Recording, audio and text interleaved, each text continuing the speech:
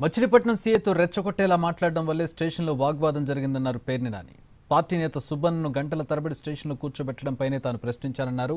పేర్ని నాని తీరు పోలీసులను అవమానించేలా ఉందని చట్టపరంగా చర్యలు తీసుకుంటామన్నారు హోంమంత్రి అనిత. పేర్ని నాని రౌడీలా వ్యవహరిస్తున్నారన్నారు మంత్రి కొల్లు రవీంద్ర. పోలీస్ స్టేషన్లో అంతరాద్ధాంతం చేయాల్సిన పనే ఉందని, ఖచ్చితంగా చర్యలుంటాయని అన్నారు. భర్తని చిటికన్ నాగేశ్వరరావు అనే ఆయన్ని తమాషాలు చేయబాకని విలేకరుల సమక్షంలో, మా అందరి సమక్షంలో ఇతను తోలనాడాడు కాబట్టి నేను తిరగబట్టం అంటే నేను దాడి చేయాల, కుర్చీలో కూర్చునే ఉన్నా, రెచ్చగొడతాకి లేచి నుంచుని నన్ను రెచ్చగొట్టినాడు. అయినా నేనే కుర్చీలో కూర్చునే మాట్లాడా. ఇది నేను అంటావా ఎట్లా అంటావా అని మాట్లాడాను.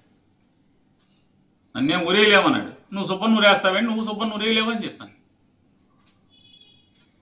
అతను ఐ పిచ్చిలో మాట్లాడాడు, నేను ఐ పిచ్చిలో మాట్లాడాను.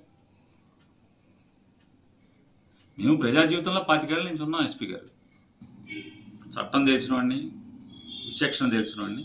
నేనేం నేరం చేయలే, నాకేం తప్పుడు వ్యాపారాలు లేవు, నేను బ్యాడ్ క్యారెక్టర్ కాదు, నేనేం కూనీలు చేయను, మంటలు చేయను, రౌడీజం చేయను. అవమానిస్తే తిరగబడతాను. సుబ్బన్ని విడిచిపెట్టమని అడగలేదు, నేను తీసుకెళ్తానని అడగలేదు. ఇది అసత్యం. పోలీస్ స్టేషన్ కి తప్పు చేసిన వాడికి నోటీస్ ఇవ్వకుండా ఇంట్లో కూర్చోబెట్టుకుంటారా? పోలీస్ స్టేషన్ కి పిలుస్తారు, నోటీస్ ఇస్తారు. నువ్వెవడో చెప్పడానికి నోటీస్ ఇవ్వడం తప్పు, నోటుకొచ్చి మాట్లాడడానికి.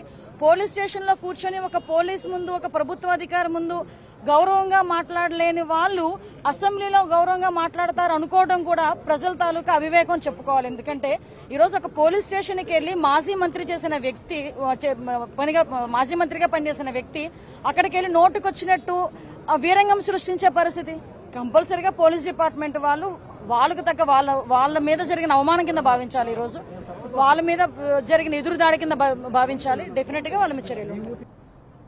పోలీస్ అధికారులు స్టేషన్కు ఎవరినైనా పిలవచ్చు. పోలీసులు అడిగినటువంటి ఆధారాలు ఇవ్వాల్సినటువంటి బాధ్యత ఉందా లేదా? ఈ నెల అక్కడ అంత రాద్ధాంతం చేయాల్సినటువంటి అవసరం ఏముంది?